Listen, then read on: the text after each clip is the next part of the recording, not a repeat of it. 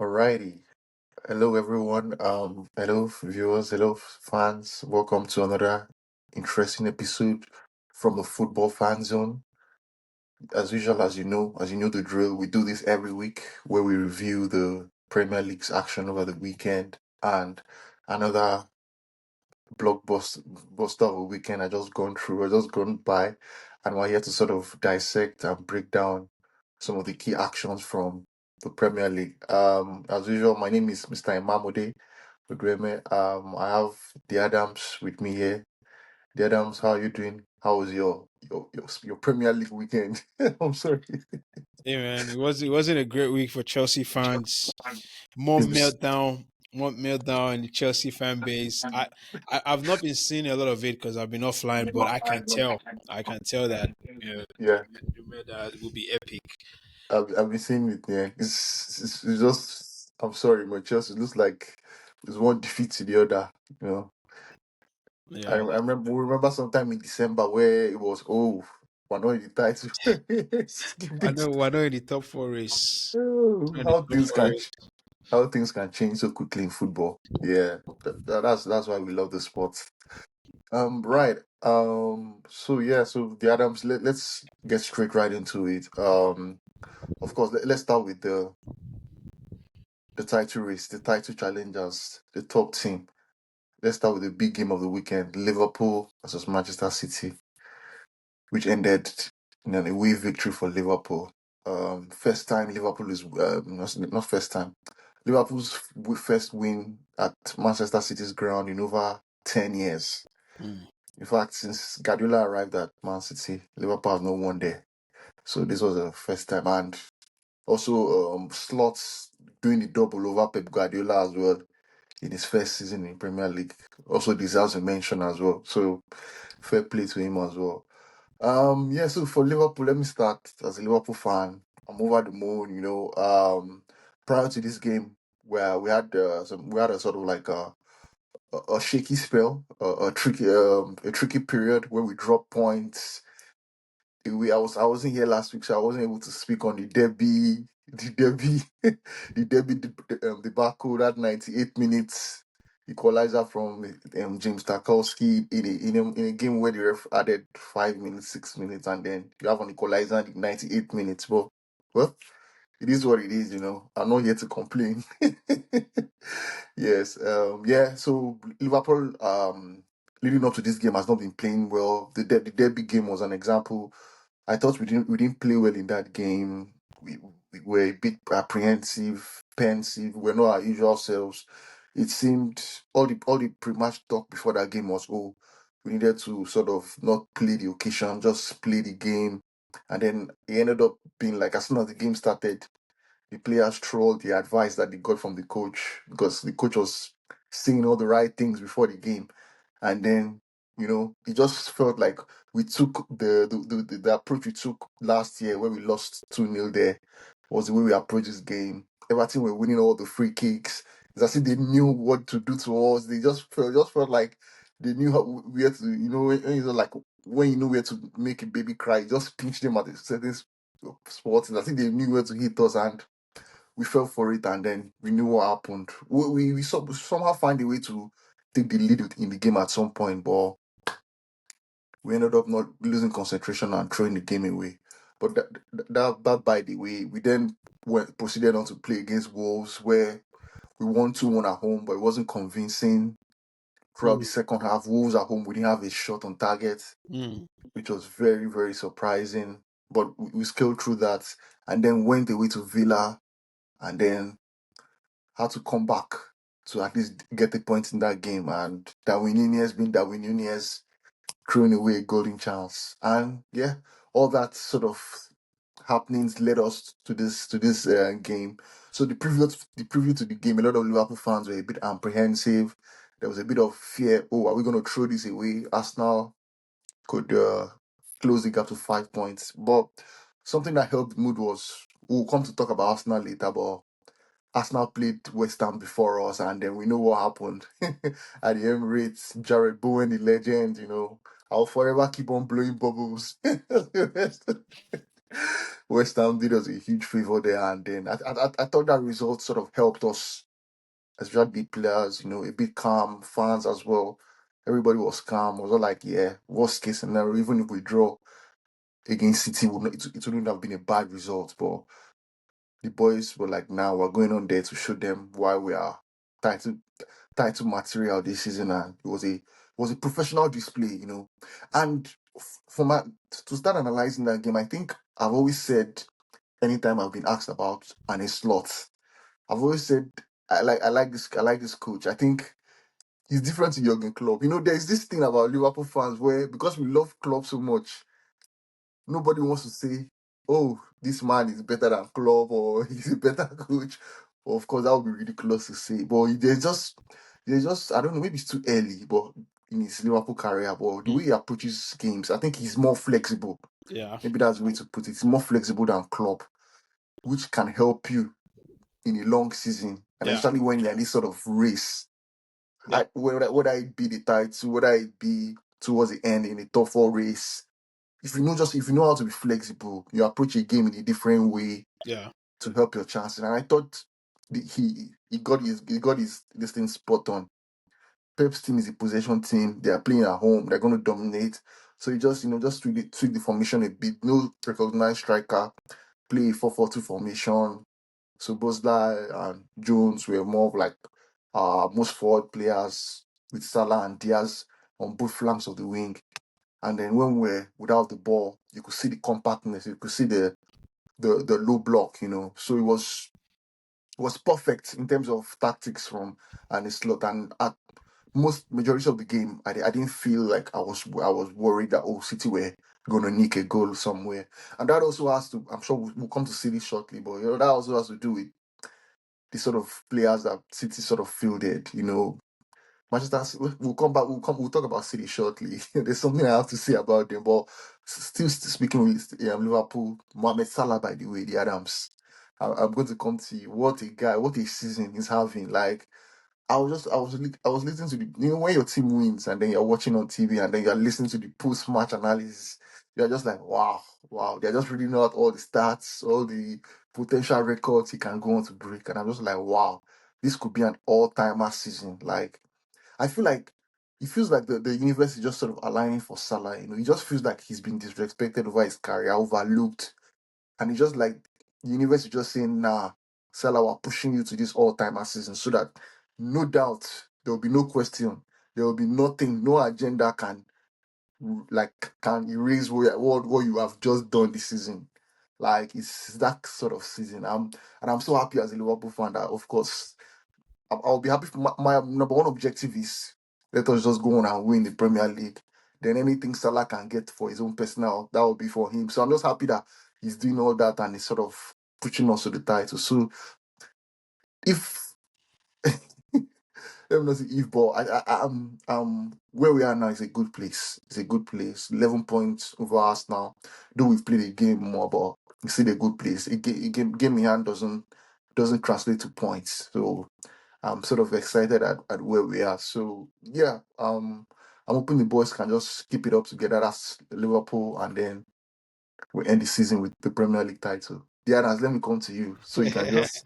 I've spoken a lot. yeah. See the Let me come. excitement, man. No, no, no.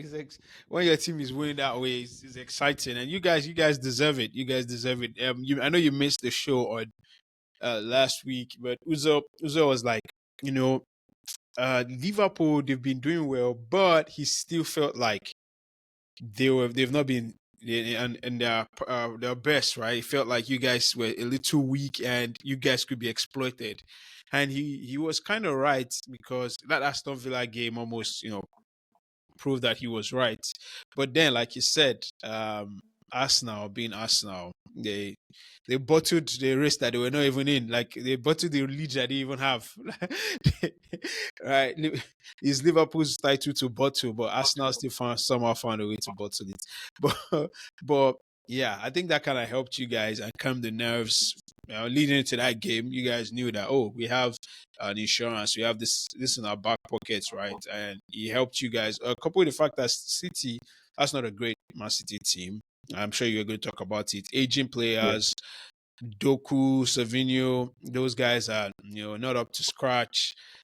I was just watching. I watched that first half, and the amount of times that Doku got past Trent and turned back, I was like, "What are you doing, bro? Like, what's this?" That's what I always say. Like I always come back to those wingers. Yeah, you have a lot of them in the Premier League right now. Doku, Savinho, Luis Diaz in my team, Jadon Sancho in Chelsea. Yeah, They just know how to just dazzle, beat one or two players, pace, but there's no end product. it It's just has like they don't know what to do. No they're final just product. highlight reel players, man. Those type of Exactly. players, you have good Good comps, good comps. compilation. Exactly. Like, this guy is explosive on the wing. Wow. But at the end of the day, check their numbers. Nowhere to be, nowhere to be, not good enough for the Yeah. sort of teams that they are playing in. So Yeah, man. You guys. I think unanimously, man. Most of the people have crowned you guys champions. Maybe prematurely, but I think deservingly so because there's no competition. And Arsenal, I think injury did a number on them because they yeah. have no striker right now. They have probably their best player out. Let's face it, that is a huge. Yeah. So yeah, let me ask you on this injuries perspective from Arsenal, right? I've seen a lot of people ask the question: is it bad luck, or is it mismanagement from the manager, or is it workload? What could be the issue? Because you hear people say, "Oh, Liverpool, they've played almost the same number of games with Arsenal because of the competitions, and then they're not having the injuries that Arsenal." Some people are saying, "Oh, the manager has played maybe Bukayo Saka too much, too many minutes. That has affected him." Do you agree with that, or from what you're looking at, it's just bad luck? When it comes to injuries, man, I feel like fans don't know enough about injuries to speak on injuries. That's Hmm. how I've always felt. I've heard a lot of fans say, "Oh, this coach is the one causing the injury because of the style of play." But injuries is not something that is that straightforward for you to Yeah, for you can't tell. Like there are different types of injuries. There are contact injuries. There are not contact injuries. There are things that happen based on the player's history. There are other things like you said, it can be unforeseen things. Like it's something that is hard to quantify. Like that's why I think injuries are just really hard to. Yes, you can do your best. You can get the best support staff, and that's the thing as well. We don't have visibility into knowing the type of medical staff each team has. Right? We don't know. We don't know just how good. I mean, we might read some things in the press and say, "Oh, they employed this doctor. This doctor is a specialist here. This one moved from Manchester United to Arsenal." But we don't really know how good the medical department of each Premier League team is. So it's hard to really quantify. It's something that is inevitable in sports and football. Of course, there are some parts that you play as a player, and that's the thing as well. It's not all about talent. Most great players, great athletes, they always stay fit. Why is that? Because they look after themselves, right? And there's they go the extra mile for it to be that way. And even when they do all of that, they still get injured. Last season, I remember it was us, the Liverpool fans, in this same position. They were like, yeah. "Oh man, we were injured Injuries. players. We're having injuries. What can we do? The amount of Yeah, games that we play is just too ridiculous. It's just too." And that's the thing about sports. Like they always change positions, right? And Arsenal fans will be like, don't blame injuries. Why are you blaming injuries? Don't blame injuries. Is it not the same number of games Man City are playing? Why can't you guys? And now they're yeah, in that same position. So injuries in sports, right? It's hard to quantify. It's hard to analyze. Like I don't feel like fans have enough information to really speak on injuries, and every case is unique in its own. Sometimes he's overplaying players and it's clear, like, this player clearly needs to be managed, and then he gets overplayed. But not a player like Bukayo Saka, like that, or Haaland, or Mo Salah. Those are the best players they're the best players in their teams. They have to play like yeah. any sports. LeBron James. Steph Curry, those guys playing, and in basketball, it's a different conversation because they're always doing something. They always say load management, right? And load management, people don't like load management. Fans don't like load management because it's like we pay to see this guy and he's not playing. Why are you managing him? Fans don't want to hear that in basketball, but in football, they're like, oh, rest this guy, don't play him in the Yeah. Cali. Yeah. So it's a very difficult conversation for fans to have. We're not experts. Football, when it comes to the footballing side, we know more about, because some of us have played football. It's things that we can see, right? We know about tactics, we see um you know transfers, but injuries is stuff that I feel like fans cannot really speak on. And even when Chelsea fans were saying, oh, Pochettino is the cause of our injuries. Remember last season, there was that there was that trend, that narrative that Pochettino's style is the reason why our players are getting injured. How about now? Mhm. How about this season? We have a couple of injuries a bit, right? We don't have we have Jackson out. Of course, it's not like last season, but injuries can happen at any point. It can happen to any team, and the best way to mitigate that is, okay, get in players. And Arsenal had the opportunity.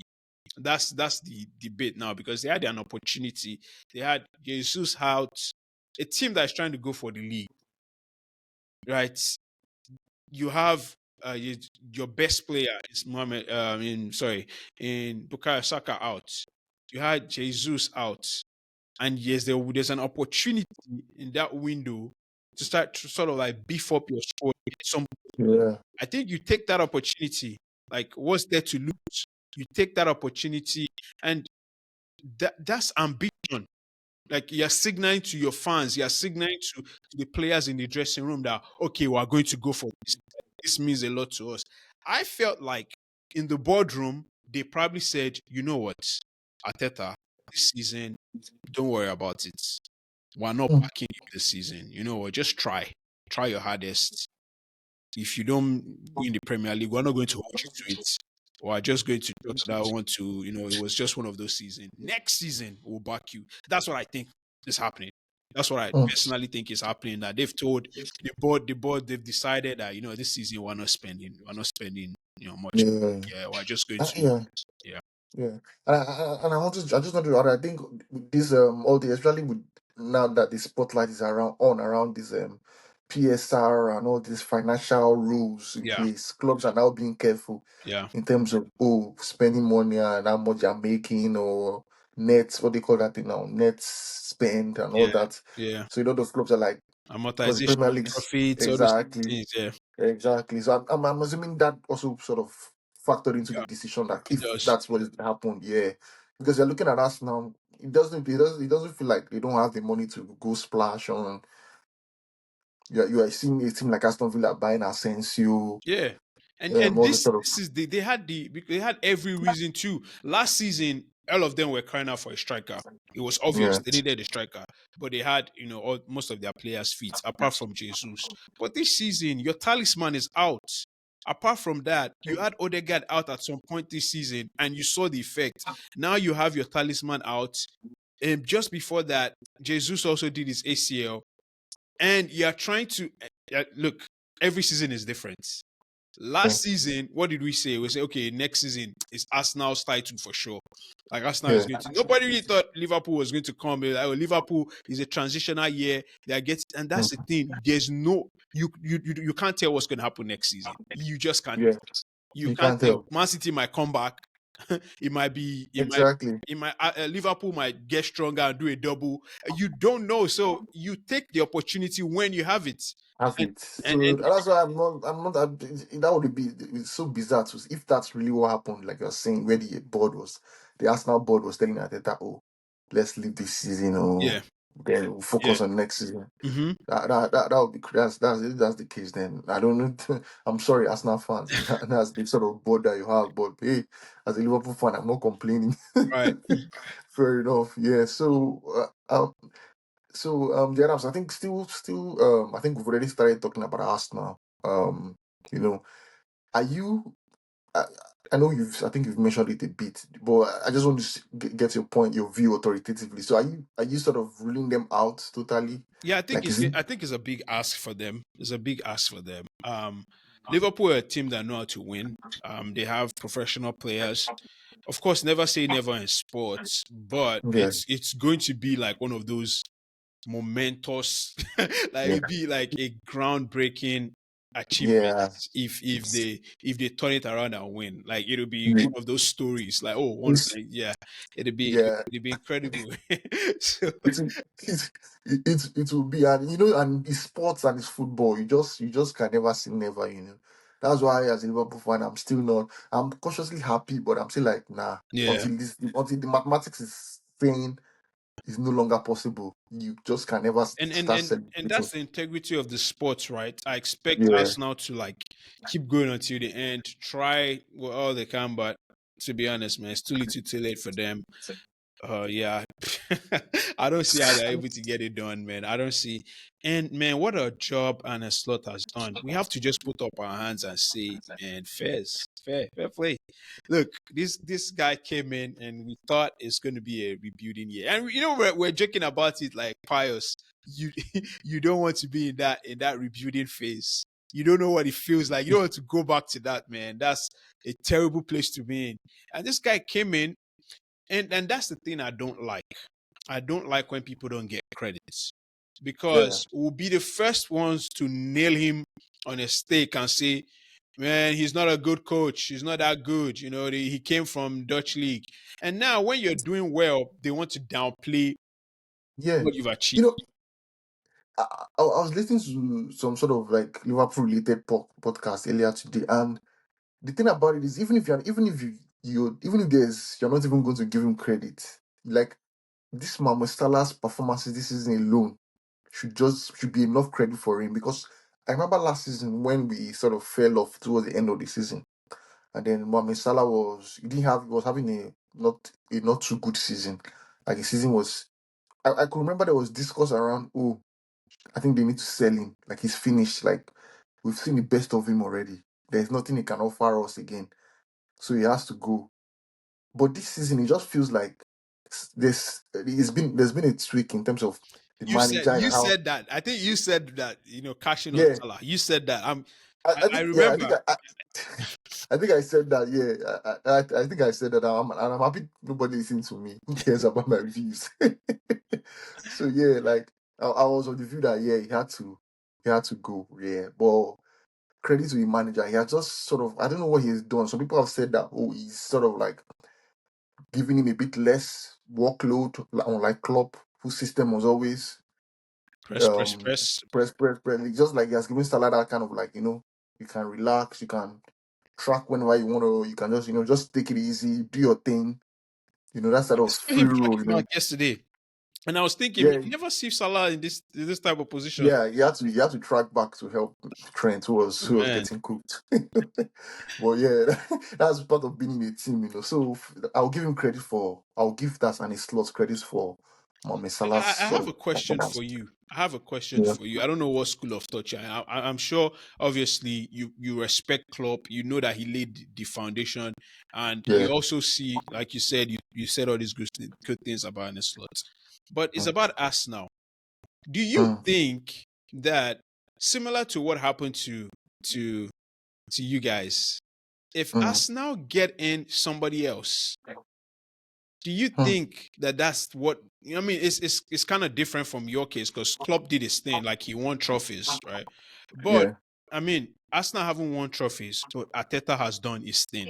Like he has gotten the team firing. He has gotten them to a place of constantly being competitors. Is absolutely like is 100 times better than where we are right now. As yeah, Manchester United fans, Chelsea fans, Sports fans, your team is constantly competing. Even if we joke that they never win, that's still something incredible. So it's not quite the same, but it's still something that he will get credit for. Do you yeah. think they need that switch? They need somebody else to just come and take it a notch further, and somebody else that will just not change things drastically, just come and Mm. sort of do what Slot is doing now with Liverpool, and just little tweaks here and there. Do you think that's what's missing with us now, or is Ateta the man that would eventually get it done?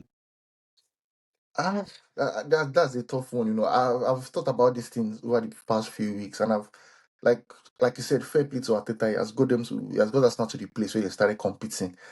It just feels like, I'm sorry to say, but it just feels like he's a nearly man. He's Mm, a nearly man. mm, Like he just might not be the he might not he doesn't have that many rounds to just take a team over the final hurdle mm. for them to win like a Premier League. It just feels like, yeah. So I'll lean towards more of but maybe Arsenal going to the coach market, or go look for another available manager. But the question would then be, which top manager is available? Yeah, but You that's know? the thing. When you guys got Slot, Yeah. he was good, but Yeah. nobody thought like, oh man, this guy Yeah. is going to come and dominate the Premier League. Exactly. So that's it. That would be like a risk. You But know. but And but but but the thing is, in you guys' case, it was like, okay, Klopp, thank you for all you've done. Champions League, Premier League, now we're okay, right? Let's look at the new era. There was not a lot of expectations on his shoulder. He was mm, coming in to start a rebuilding process of a post Klopp era, right? hmm Players are aging. Van Dijk, we kind of seen that. Oh, 2 seasons ago they struggled, and now it feels like they were able to get close to their best. But next season, which is this season, let's try to phase them out and see what the Gappos can do, the Nuneses can exactly. do. So the Ex- expectation wasn't that much, right? Yeah. It wasn't an expectation to say, oh, slots come in and your objective this season will be to win the Premier League. I don't think that was the case. It was more of like, yeah, let's ease you in I this think this season. this this is a good one to bring Uzo into. So Uzo, we're talking about Slot and obviously what he's done and how we have to give him credit, right?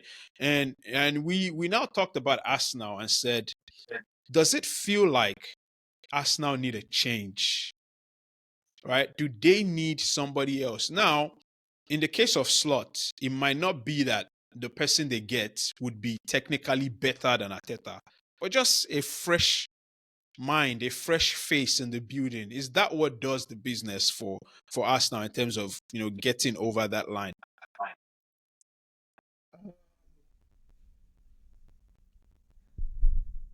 That's a very interesting conversation. Um, because I feel like my answer might surprise you a little bit. Mm, Um, I feel like it's yes and no, right? I think kind of like what you said, Adams, where it's not a case of the person being better than Arteta. For me, I think the next manager has to be better than Arteta Mm. because they're kind of like you said, they're not in the same position that Liverpool were in, where you're handing over from someone who has accomplished something and brought success. The need, the desire, the desperation to accomplish something ASAP is as high as it's ever been at Arsenal. Is even higher than under Wenger because Wenger won. What yeah. under Wenger it was, can we get back to winning? So fans weren't like impatient. They were impatient from in the sense of like it's been a long time since we won a major honor, but they weren't impatient with the manager Yeah, because they've they seen had him have respect for success. him. Yeah, so Exactly. yeah, Um, with the next appointment is going to have to be a situation where you're looking at a manager that has a very short leash because again, all the Arteta defenders, I can guarantee you, they're going to be out with their pitchforks, waiting to criticize. And we've all seen this at our different clubs. When you become a club that sacks managers, you start to along the way you start accumulating a bunch of their sects of the fan base that still have the guy's picture as their avi, and they're not trying to hear um, any kind of time or patience. They'll be like, oh, but Arteta didn't get this, Arteta didn't get that. So in a sense, the next manager has to be better than Arteta. But where I feel like, and that's where I'm like, it's a no, because I don't think there is a better manager for the current squad tactically than Arteta because he's built the squad to mirror exactly what he's trying to accomplish on the pitch. So if you throw somebody else in there, they're gonna kind of be shit out of luck because they're coming into a situation where the team wasn't built for them. They're not gonna get a chance to get a massive budget to just overhaul the squad after one season. There's a lot of kids who have kind of grown through the Arsenal system, so it would be a very tricky one for me to find a better manager. But it's a yes from the standpoint of they need a different voice. So as much as like the new manager may not be better than Arteta, where I feel like, and maybe this is where he needs to bring in an assistant. You know what I mean? Maybe like a high profile assistant. Yeah. Someone that like speaks a different language. Something new. Yeah. Yeah, they need a fresh voice. Because this is something that Alex Ferguson used to do all the time, right? Once 2-3 years, new assistant. 2-3 years, new assistant. Just to keep things fresh, keep ideas flowing, keep the players engaged. Because I was listening to something, because someone was making a defense of Arteta after the last game, and they were saying rival fans kind of unfairly judge him as an excuse maker because of his comments about the ball that one time, or when he's talked about referees in the past. But they were saying that a lot of his like in-depth press conferences, he actually doesn't make excuses. So they included a link to kind of his thoughts about the game. Who they just play? Why am I blanking? The West Ham game. And basically he was saying it's unacceptable. They weren't at the levels. Nothing about the ref, nothing about, he didn't make any excuses. He just said like the performance was completely unacceptable, which he should say, right? We would all expect that from all of our managers. But what stood out to me was it took me all the way back to the documentary. This is not the standards, beating on the changing room card, and I thought to myself, I'm like, that voice has kind of gotten stale. Like if I'm a player in that dressing room, you saying this is unacceptable, these are not the standards, 5 years in a row. At this point, I'm like, okay, they're not the standards. Whatever. What are we gonna do? We've come second back to back. We're about to come second again for the third time running in different ways. We have all these injuries. It's so easy to give up when you're hearing the same voice. It doesn't have the same. Yeah. This happens in all walks of life. There's a thing Nigerians call see finish. When you're just around someone for so long, their authority starts to diminish. And I'm thinking like, if I'm in that dressing room, I'm watching that press conference, and I know he's not making excuses and all of this other stuff, but I'm not inspired. I'm not galvanized. I'm not ready to fight. I'm just like, you said this after 3 years ago, after we bottled up for. You said it 4 years ago. I mean, like, it's a recurring theme of almost failing. And it feels like the more you fail at a high level, the less authority and the less inspiration that you give your players. And we all know football is a confidence game. We've seen Kai Havertz, we've seen Brennan Johnson, we've seen all these guys. Football is a when you're talking about the team, you're not going to have a team of 11 giants. You're going to have a team of 6 or 7 guys that you can rely on. And there's always the few that you have to get the most out of. It's confidence that carries them.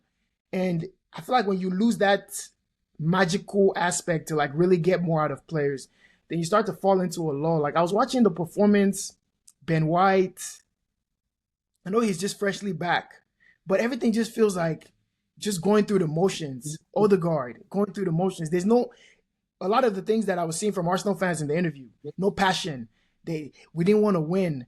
It was a flat performance. There was no, you know what I mean? Like the emotion has been, that happens. That happens when there's too much of the same voice. Yeah. Too much of the same, hey, these are not the fucking standards, guys. These are not the standards, guys. You know what I mean? It's like, how many times can you hear the same thing? I mean, and you can kind of see the same thing with City as well.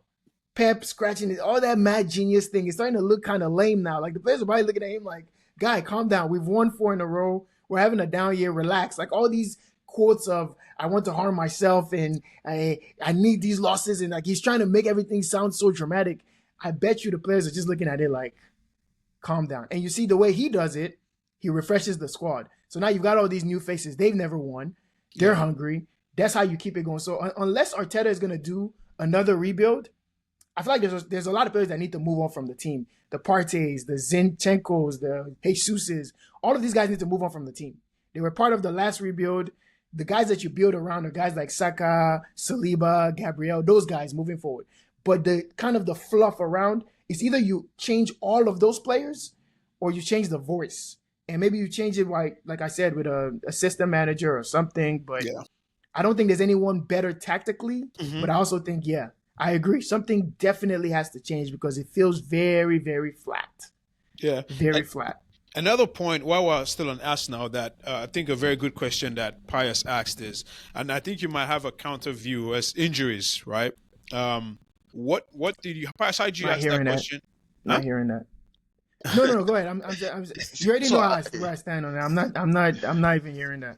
yeah, so yeah, so my question was like, so which school of thought are you on in terms of injuries? Maybe not just Arsenal, but okay, let's just since we're talking about Arsenal, like, is it for you? Is it sort of like the workload of the players was not managed properly, or it's just unfortunate injuries, bad It's luck? bad squad management. It's bad squad Mm, management, and be that on the manager or I know they don't have wow. a DOF. I know by now they would have crucified Edu, and this is why in life you always need to learn to leave when is the right time. He left at the Edu, perfect. Look how everything is going to crap now. They would have had him. He might have. They would have had a doll, and he would have got crucified. And I can only imagine the kinds of terrible things that they would be saying about him right now. Oh, and dude did this. He needs to get off the grill and go sign players. But for me, it was bad squad management. They don't have enough depth, and I don't want to hear the injury excuse. Jesus being injured, who's that shocking to? Is that shocking to you, Adams? Is that shocking to you, Pius? Like, it's not shocking to me. If we started this season and you said, give me a draft of 10 players that are more likely to be injured this season, Jesus is in my top 10 of likely injuries every season. So I'm not surprised. Then you see a guy like Saka, the writing has been on the wall for years. People have been saying he's overworked, he's overworked. Literally the whole theme of Limpopo or whatever the jokes are, all of these things have been pointing to one sign. He's due for an injury. I was happy he got injured, not from like a rival banter thing. I was happy because he finally gets the rest that he's needed. I think Playing every probably season, full season, then playing for England, full season playing for England. but I don't think he's gotten that's a the rest in price you gotta 5 pay, years. though. That's the price you but gotta pay if you're the best player. yeah, if So I'm not see, to wrong, I me, think like I feel like during that's the Euros, I think they unfair. mentioned that he was carrying some the Euros as far back as the Euros. I think they Yes, said he he's was been carrying. carrying knocks for the same thing happened with Rashford, by the way. Ran him into the ground, and now he's a shadow of the player that he was. Playing through injuries, playing through back injury, playing through this. Oh, you're the best player, go show up. No, I no, feel like don't that's play. such a Don't play through injuries. Like, don't play through. but that's my point, Adams. When you say that's the responsibility of the part of the responsibility of the star player is to show up at his best, right? Because you hurting yourself hurts the team in the long run. If you're not available, like now that Saka is unavailable completely, what value is he providing? So playing through injuries, putting yourself at risk, and I feel like that's where the medical department, that's where the club have to like take responsibility. You manage these players so that you can have them for a longer period of time and for more important games. There's no value in having an injured player, but yeah, I wasn't saying Saka. I'm But, happy but, he's got just injured, to but play I'm devil's glad he got some advocate, though. rest. Just to You play said devil's advocate. How do you do that when you're in a title running? Last season, how do you say, you know what, Saka, we want to manage you? and you talk to any Arsenal fan, right? The one thing they'll tell you is they've been looking for a Saka backup for how many years? How many times? I know people were saying, "Oh, who's Salah's backup? Who's this? Who's that?" First of all, let's not be ridiculous. Salah doesn't carry the same, in my opinion, he doesn't carry the same workload that Saka does. You never see Salah having to track back and double team guys for 90 minutes. Saka is being asked to play pretty much left wing back, left wing, and then also striker because he doesn't have the same quality around him that Salah does. Now, that's not taking anything away from Salah because he is an Iron Man. And you're going to have some players that are just Iron Men, fine. But expecting every player to be an Iron Man is, to me, it doesn't make any sense. And especially when you're not asking more of him on the pitch than you would ask for. Most attackers who play every game, you see them on the pitch now, they're strolling. Guys like Hazard, like not even to call him out, but I mean, he's strolling on defense because there's guys that are specialists that take care of that aspect. So when you have a player who you're asking, oh, we don't want you to just do the superstar stuff. You have to now do the workman stuff, the everyday man stuff. He's a human being. It's only natural that he's going to get injured. So I felt like they should have had a backup for Saka that can play the midweek games, that can take him off at the 60th minute in a 2-0 game and trust that it won't be 2-2 in the blink of an eye. You know, things like that. And I feel like we're 4 years into this process. They still haven't got a backup for Saka. They barely even have a starting left winger at this point with Martinelli falling off a cliff. So it's just poor squad planning. Left back after left back after left back. Get him a backup. Get Odegaard a backup. Get all these guys someone that can at least provide relief. You see City. De Bruyne can rest whenever he wants to. Bernardo can rest whenever he wants to. All of these guys can, even at their peak, Sane, all these guys, they could rest whenever they wanted to. Somebody came back in and they kept it fresh. They kept rotating and it always worked out that way. So I feel like when you're building a team, it's your responsibility to have guys that can provide some type of rest Saka should not be playing. I've seen Saka playing like fourth round FA Cup midweek. I'm just like, bro, this is ridiculous. And the fact that the manager's stance is, oh, if he wants to be a top player, he has to learn to play 60 games a year. I feel like that's the wrong attitude. Because with all the knowledge and the science that we have now, it shouldn't be an emotional thing. It should be a smart, intelligent thing of learning how to manage players and their bodies and learning to make sure that they get enough rest and recovery. So, yeah, for me, I don't blame Saka for his injury, of course, but I think as a club, Arsenal have to hold that because they went into the season knowing all of the needs that they had. They knew all of the players that were injury prone. They went into the season, like the Calafiori, for example, like the games he missed, they were all shocked. I'm like, one of the things that everyone was floating around the internet was Calafiori's injury record before you signed him. Yeah. Like, these are the things where I'm like, it's hard to have sympathy for a club that has the financial resources, have the data, and they're still going to the season with hopes and prayers with their fingers crossed. You're going to get what you deserve. You're going for a league title. You're not going for top four. You're not going for whatever. You're going for a league title. The last thing you want to do is leave yourself short. And to that point, Liverpool left themselves short. But, you know, the luck of injuries not being a big factor has been beneficial. And they also had their injuries. They just survived them better. Fair point, Uzo. Yeah, we also had thank you for mentioning that because the narrative has been, oh, Liverpool has been forgetting that we've also had our injuries this season. Alisson, our goalkeeper, has been out for a while. Jota, main striker, out for a while. So we've had our own fair share of injuries as well. So thanks for that point. So Uzo, people just like to downplay it. I mean, Alisson was out for a while too, right? Yeah. Yeah, and we had to. Konate. Yep.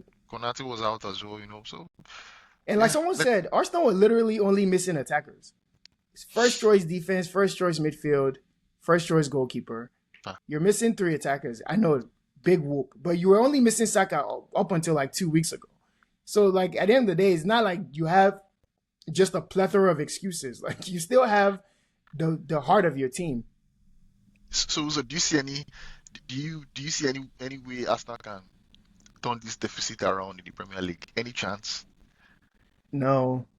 I mean, I was going to even start off the Arsenal segment. I didn't know we were already there. I thought we were on the Liverpool segment. But what I was going to say was, I hate being wrong. I hate being wrong so much. And last week, I was up here saying all this, oh, Liverpool should be worried. I was the only one trying to gas it up. And really, I thought, man, these guys can continue to win ugly.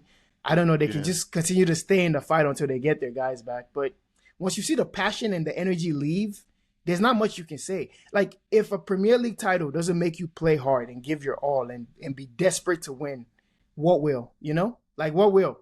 That performance to me it was them giving up the league. That's what it felt like. It felt like they gave up the league. Like, you cannot lose to West Ham at home. You just can't. Not if you're trying to win a league title. Guys, finally, before we last now, so there's midweek action like in 2 days' time. We're back at it again. So quick score prediction: Arsenal are traveling to Nottingham Forest. Hey man, that game, man. I need Arsenal to do me a big favor for that one, man. I think Arsenal fans were saying the only joy they could take from that West Ham game was, I think by losing, West Ham went over United. It went over who? They went above United. We're all asking for different kinds of favors at this point. Hey man, Liverpool actually did me a good favor by beating City. So yeah. I saw that some Chelsea fans were backing Liverpool like beat City for us. You know, we have our own objectives. I mean, 2 wins in 10, Adams. I feel like you have to start helping yourself. Man, look, it's like people it's not like they can minus points from City and add it to you. Okay. Well, since you already brought up Chelsea, let's go to Chelsea. Before we come to Adams, the Chelsea fan, so let's still stick with you, right? So where has it gone wrong for Chelsea? Like, it's as if every week. We're trying to unravel. What's going on, man? Yo, it's as if last week we say, oh, the players they let the manager down. The next week is like, or is it that the manager doesn't know what he's doing? Or another week, is it that it's the board, man? Yeah, look, it's the board. It's the board. So Uzo, let's get your views. Chelsea, um, what's happening? I mean, at this point, it even passed me. Like, usually I'm full of banter or I told you so's, but I don't even know what's going on anymore. It feels like they're genuinely just like they've now dropped like in terms of like just their level. It just feels like the team just. It almost feels like I can't even expect them to have done different. Like in that Villa game, it's like It's like why am I now sitting here feeling like that's expected? Like that's when you start to be like all of last year we were like, what the heck is going on with this team? What's going on? What's going like when you stop asking what's going on and you start saying, I mean, what did you expect? That's when it starts to get worrying because I'm looking at the team and I'm just like, it almost feels like Chelsea are now like a 4 through 10 side. I don't know if that makes any sense. Like a ceiling of top four and it kind of they can be anywhere from fourth to 10th on any given season. That's what it feels like because it's been so long since you saw them overachieve that level. And this season they started like obviously like a house on fire and like you're thinking, okay, you've got a manager that can get the best out of the players, that can turn water into wine, and I don't know. It feels like the mentality is so fragile with some of the players where like once they have a little bit of adversity, the bottom just falls out completely. Because that's what when you start to see this kind of run of like games, right? Is really a mentality thing. It's not like every game is difficult. No, like City is difficult. Ipswich is not, right? But when you lose both, is because the feelings you had from City carried all the way to Ipswich, and you're just at this point is you're fighting yourself. Like I think there was some discourse of the manager saying the Southampton game, or Rich James was saying the Southampton game is a very big game, and it's like I'm sure that's how most of the players see it now. Is every time they step onto the pitch, man, like you're fighting for your life almost because it's been so long since you had consistent success. Um, so for me, I'm just like where do you turn to, right? You can say injuries, you can say Nicholas Jackson, but I feel like at some point that's just like deluding yourself into a cycle of because there's always going to be a player missing. There's always going to be like less than ideal conditions. This is something that I have to like deal with in my own fan base as well. Injuries and this and that. And it's like thinking that there'll ever be a perfect condition in football is like you're already wrong. You're wrong. So the best is figuring out how to maximize what you do have. And I feel like that's where I'm like, I don't know. It just feels like this is the ceiling for the team, top 4 to top 8. And it seems like that's the vision of the ownership. That's the vision of of the management. It just I don't know. It just doesn't because again, I don't want to even keep beating a dead horse. But when you're saying we're not in a title race, we have this deficiency, we have that deficiency. That's all well and good. Fine. You're pointing out facts. Like the manager said, we're not in a title race. Teams in title race don't concede XYZ type of goals. Cool. You then have a full window to do something about that. When you find yourself in a favorable position, you do absolutely nothing about it. And I get, PSR, etc. But it's like if you're gonna say we have this weakness, so we're not title challengers. I need to see you in the window trying to address the weakness. You don't have to be perfect, even if it's a loan. Something. Try to address those weaknesses to turn you into a title challenger. So if I'm seeing you identify your weaknesses, you're not doing anything to correct it. You're just going into the season and continuing. It's safe for me to assume you don't want to be title challengers. You just want to be where you are. You're okay. You're maintaining status quo. So that's all well and good. We'll see in the summer if they go address any of these issues that they claim are the reason why they can't challenge for the title. But besides that, we just kind of have to judge them as is. I just wanted to get Adam's point of view on something you mentioned around them addressing the sort of weaknesses that they may have identified as to why they are not maybe title challengers or something. So let's just assume there's no PSR and Chelsea, or there's no financial restrictions, and Chelsea do have the ability to have gone to the transfer market and sort of address their weaknesses. The Adams, what are sort of some of the positions that you felt like, oh, the team is weak? Because I'm looking at that Chelsea team from my own point of view. It looks like there are a lot of areas on the pitch that some of the players are just not good enough for me when I Mm. look at Chelsea. it looks like okay, some of them are young players, but I don't think they can ever get for what Chelsea is right now, especially this sort of club that they are. I don't think those are the players that will get them to what they want to be. Like they're not good enough for me. So I want to get your view. What's your view at the Adams? Yeah, I think we talked about this a little bit last week, and Uzo talked about poor squad management with Arsenal. I think that's kind of the same thing. We've always been crying. We've always been talking about the age of the squad, the experience, and a lot of the players that we have are confidence players, right? Players that rely heavily on confidence. When things are going well, they feel good and they play well. And I talked about it last week too, that we're just building this same type of squad. I mean, we have the similar type of players, right? If you look at our wingers, most of them want ball to feet. They like to play a certain way. They don't want to dig deep, win dirty, grind the wind out, play dirty, just do whatever it takes to get the win. Guys like Sancho, Madueke, maybe even Palmer to an extent. There's all those luxury players that they just want to have fun, right? They just want to play, nutmeg you, flick it over you, do all this type of stuff. Hey, man, don't tell me he has a Spurs beep on.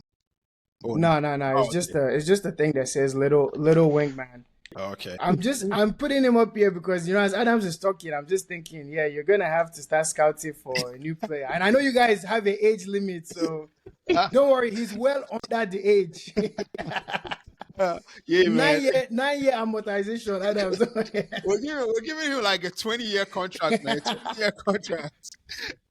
We'll take milk for now. We can work out the numbers and later. they'll bring all this data to back it up. Like, look, his left foot is already showing signs of, in 20 years. Yeah, man, it's crazy. It's crazy what's going on. And like I said, we have so many luxury players, and it's funny because all the things that people were saying were strengths start of the season is now coming to be our weakness. Remember, we talked about having a team A and a team B. We don't even have a team A right now, right? But I felt this Aston Villa game though. I felt like, and that's the thing. Uzo talked about it too. When it's like every game, there's a different reason. You're in trouble. Like every game, there's a different reason why you lose. Yeah, you start like, under Poch too. It was kind of like that. This game is the goalkeeper. Next game is one of the defenders. Another game is Jackson missing too many chances. It's like, man, what are we even doing here? So, but that Aston Villa game, right? I felt like we competed. We stayed in that game. We stayed in that game. It almost felt like we deserved more than a loss. But we lost that game in the transfer window. We lost that Aston Villa game in the transfer window. Because look at Aston Villa. Look at the guys that won it for them. They had issues and they went and addressed it. They even came to us and came to us for Disasi, and we gave them Disasi because they had like center back issues. We gave them one of our guys. Okay, yeah, take him. Go and do your thing. Get into Champions League, and they got. Thank you so much to Aston Villa for that Disasi thing, man. You guys, I don't know why we were there begging. I saw Disasi against Liverpool. He was celebrating slide tackles. He was. Thanks to Nunes, anyway. Yeah. Yeah, man. So I felt like we lost that game in the transfer window. Rashford cooked. Man, he cooked Gusto. Oh my goodness. Yeah. From the moment that he came on, that was it, man. That was the game. But football is such a, we always say it every time, it's like a cliche, like fine margins, There was a point where a game where it was 1-1 and Kopama was. Oh yeah, that was a terrible miss. And Kopama scores that goal. Now it's serious business. We hold Salah to these standards, right? Of course, he's not nowhere near that standard. Saka, all these guys, man, you have to do better.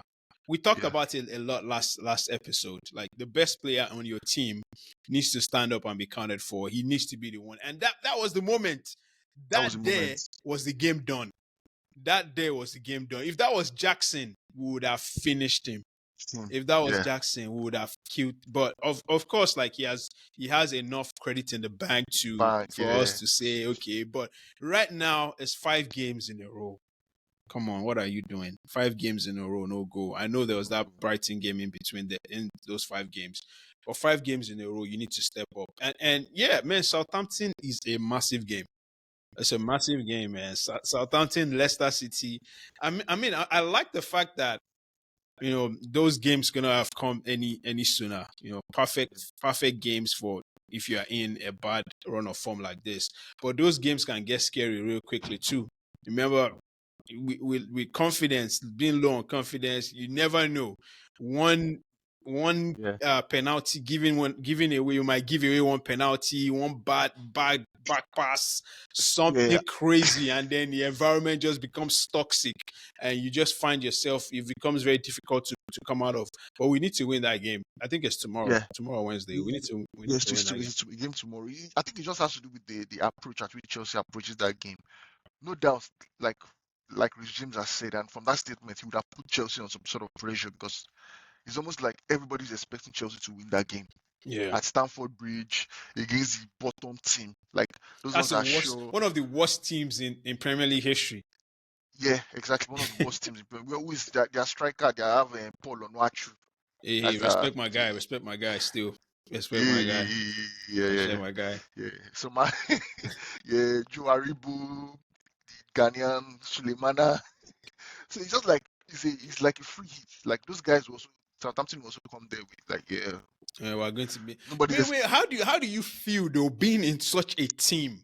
Like, how does it work being in a team like Southampton? How do you train? What's the coach saying to them? How do you get them up for games? You get them up for games. Like, you're not telling me that they ever expect to win any game. Man, I just always wonder. It's crazy. I mean, it's a profession. like Yeah. it's just like you're You're going to do cashing your your job. checks. That's Exactly. true. That's true. Yeah, and and of course, and this kind Because of all of game, us, like, we play ball for fun. We just wake up, go and play. I'm sure they just, They're just there like kick about with the boys, cash your check, buy Louis bag. I tell you, man, carry your wife or your girlfriend to Maldives. Those ones can't wait for holiday, man. They don't have to play I'm deep telling into the you, season. They They don't just have to go, play man. 60 games a year. There's no legacy talk. They just wake up. If they score a trick one day, their streets will forget. But That's it's it. I'll tell you, but it's a job still. You could find yourself out of a job because you're not doing yeah, The well. thing is, once you played in the Premier League, I've noticed, right? Once you played at any level in the Premier League, especially if you're getting consistent starter minutes, you always have a job. Look at all these guys that bounced around. No offense to Ross Barkley. He's probably a higher level, but towards the end of his career, he started doing that. They'll just keep recycling them. Even Willian, they're still giving him tryouts till now. Yeah. They just feel like once you've done it here, you can always do it. You have a level that you know. There's no better job experience than just getting your foot in the door. Exactly. So I think so some of those Southampton players will be playing for like their next move. Some of them will still want to be in the Premier League, so they will be trying to showcase themselves for. Because some teams are coming from the bottom too, and those are the type of players looking who at be them, getting. I'm like, okay, this one's can do a job for me. The Southampton young kid, Tyler Diblin. Dibbling. Even like you look at a guy like Omari Hutchinson, you look at Delap. These are guys that have they've put themselves, they've allowed themselves to be counted for, so they'll always have a job. Yeah. Even this guy, what's his name? The United guy, Twanzebe. I don't think he's terrible. Like he can always be in. Oh he got man! A red card. The last time I remember, I think he got a red card in one of those games too. He's gonna get a job. He's gonna get a job in one of these leads or something that's coming. No doubt about it. No doubt about it. So the Adams is a big game for Chelsea tomorrow. Like 3 points. Oh man, it has to be 3 points. It has to be anything other than anything less than 3 points. Then I'll join the. I've been forgiven. I've been forgiven, especially after that Aston Villa game. The only time I kind of lost my head was the Brighton game. We had no shot on target. I'm like, nah, this one's crazy. But I've been forgiven. I'm like, you know what? It happens. I never expected too much from you anyway. I was happy. I was kind of riding with it, but I kind of knew that we had a ceiling.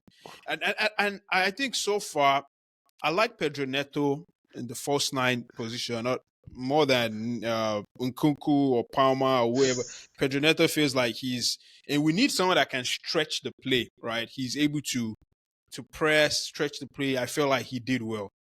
Him and Enzo, we let them down. On Saturday. Yeah, we let Enzo, and because they worked their Buttocks off, man. I think they were incredible. But look, as Southampton, Adams, yeah, anything other than a victory in this game is like a nah, good nah, victory. that's Out, that's nah, Maresca out. that's dreadful, man. This is a championship level team, right? Not top of the table champions, the championship, like mid table championship level team, Southampton, man. And yeah, we have to.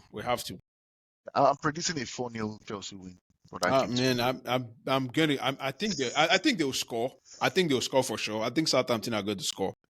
Wow. Yeah, I don't see. I just feel like it's going to be just so much pressure on Chelsea to deliver because they're gonna be feeling like we have to. Yeah, It's Yeah. gonna be you against yourselves. That's really what it is. The first goal is gonna be the hardest one, and then maybe like it will get to 3-4 after that. yeah. I Fair think enough. it's probably going to be 3-1 or 2-1 type of game, but they'll score for sure. I'll And tell you that for and free. Adam, before we move on from Chelsea to Spurs, Sancho, freedom fighter. Hey, man. My goodness, the Mandela in Chelsea. Freedom. Don't you guys have an obligation on him? Yeah, man. He's a Chelsea player, man. He's a Chelsea. Wait. If we finished what 12th or what's the position or 14th or something like that, yeah, he's a Chelsea player. He's a Chelsea Goodness. player, man. You guys He's already probably start gonna counting end your up in. losses. He's probably gonna end up in like Fulham or one of these London clubs, Crystal Palace, where it's like it's just vibes type team. Yeah, with them bad I guys. could see him at Forest. Oh my. Yeah. Oh my. He's such a Elanga, Forest player, Yeah, man. he will cook for those teams. Man. linking up with the Snapchat boys. I know, and Elanga with He will link up with them. He will link up with them boys there. See now when you were asking how do you play on a team like that, you have to have that kind of attitude. That Sancho attitude, man. Just vibe. Just vibes. vibes, whiskey in the afternoon. Yeah. Just there for a good time, man. You can't have any type of mentality there. You just kill yourself. You're not going there shouting and screaming at people. They'll be like, man, yeah. Yeah. They'll be looking at you like, what's wrong with this guy? Rashford or Lingard just score a trick wherever they are. Tweet freedom. Yeah. Go on, guys. These are comments. You know. Oh my goodness. All right. Good luck to Chelsea. Good luck to Chelsea tomorrow, the Adams. Man, Spurs, is it Spurs and who? Spurs and City. Yeah. That's a game we need to preview, man. That's a game we need to preview. Hey, Spurs are getting their juice back, man. Look at Son. Madas, Jet Spence, man. Wow. Wow. Hey. No. Jokes apart, man. Shout out Spence this season. Like he's coming and he's done his best, man. He's done his best. I think he's gotten himself a good vibes. Like he's gotten himself to this type of like he's a good defender and he can also go forward. Like he has that. Looks like but do you see him really doing anything crazy? I was just about to say like he's probably one of them, not vibes per se, but he's gonna end up with like. I think he has like 2-3 seasons at Spurs, and then he's probably going to end up like, Forest, Fulham, Palace, or one of the newer teams coming up. But like he's done well. I liked him whenever I watched him play.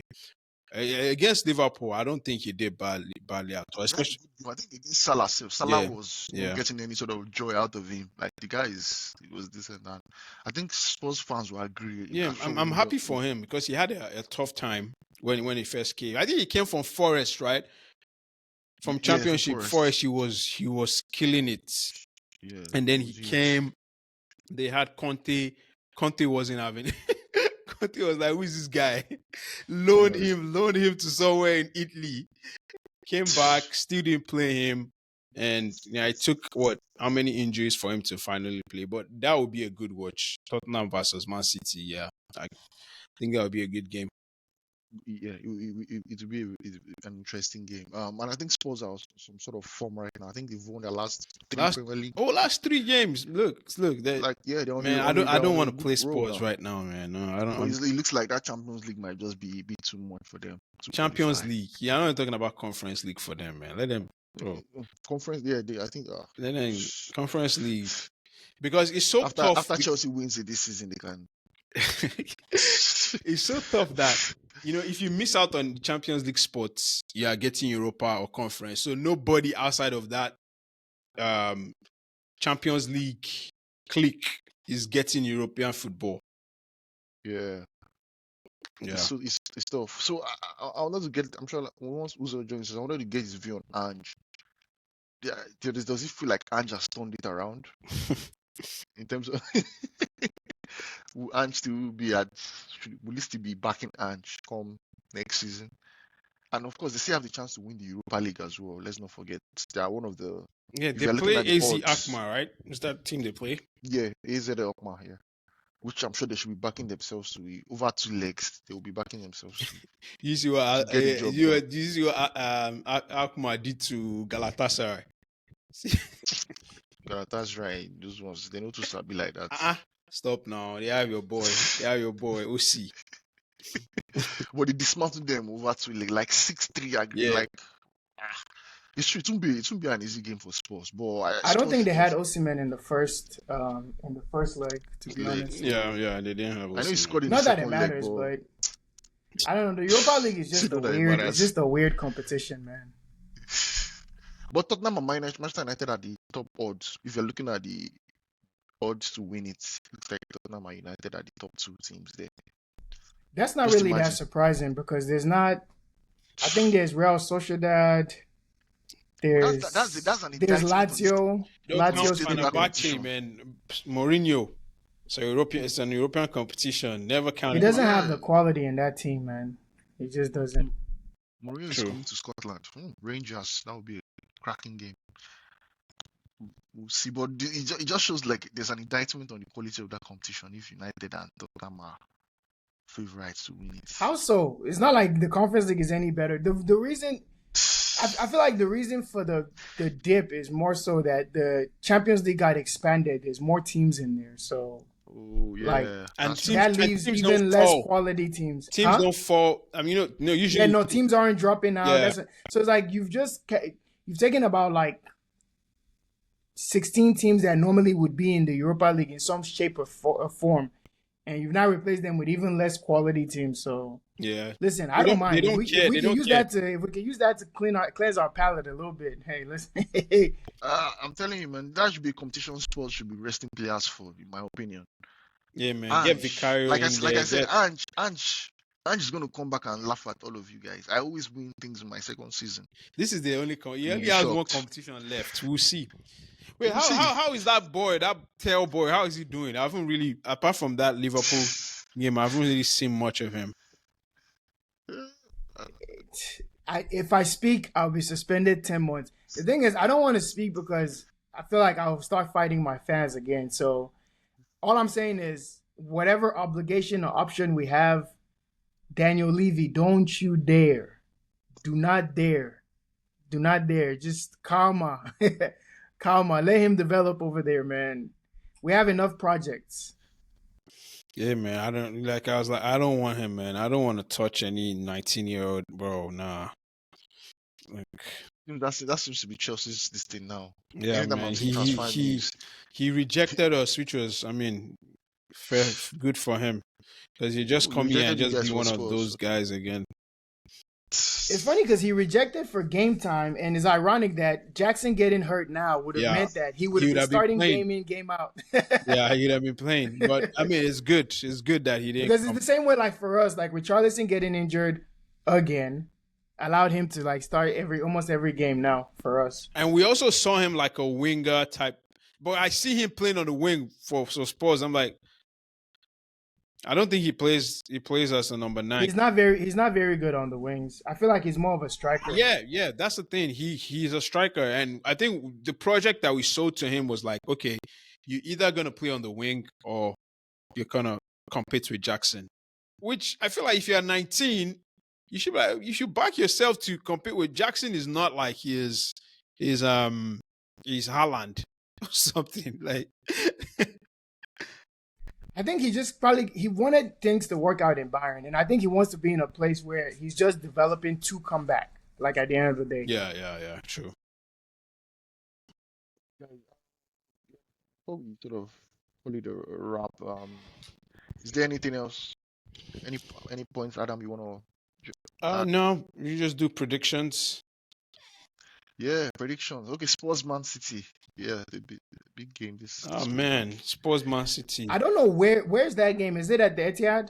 No, I think it's at your stadium. Oh yeah, we're beating them. You guys beat them at the Etihad. We've all the Manchester clubs everywhere, anywhere, any place, neutral ground, mass space, anywhere. We're flogging them. Yeah. So all right, so Spurs win for Uzo. Good fairs. Predicting a 3-1 win. Yeah, I'm gonna go 2-2. I'm gonna go 2-2. I feel like I actually can see that. I can see that.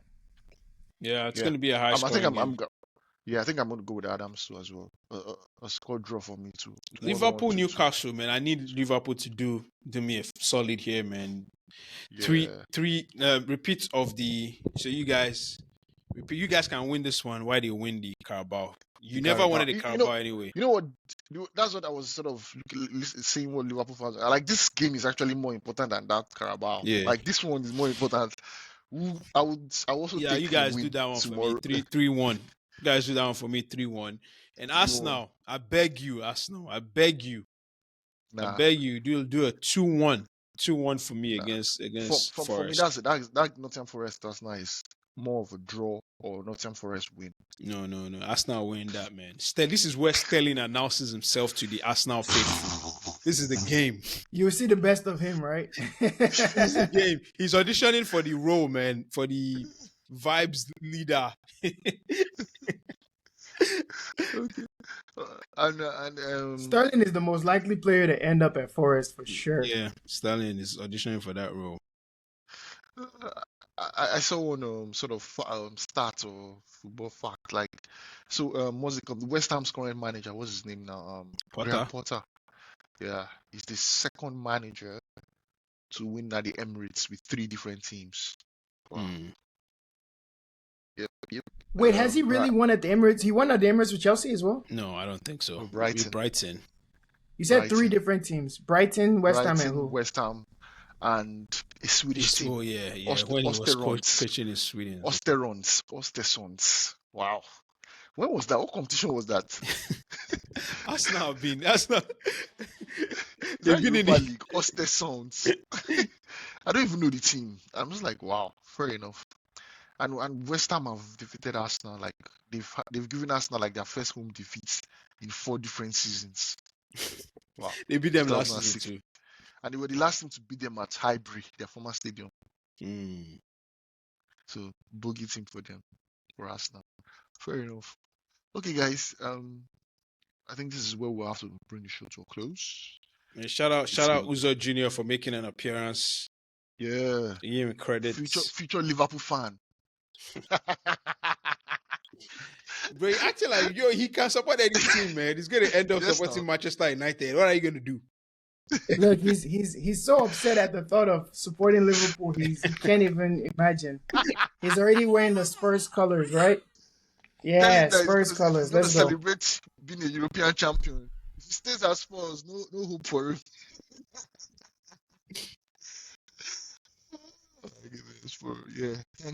Thanks for joining us. All right, boys. Yeah, guys, it was a good one. Have a good one and cheers.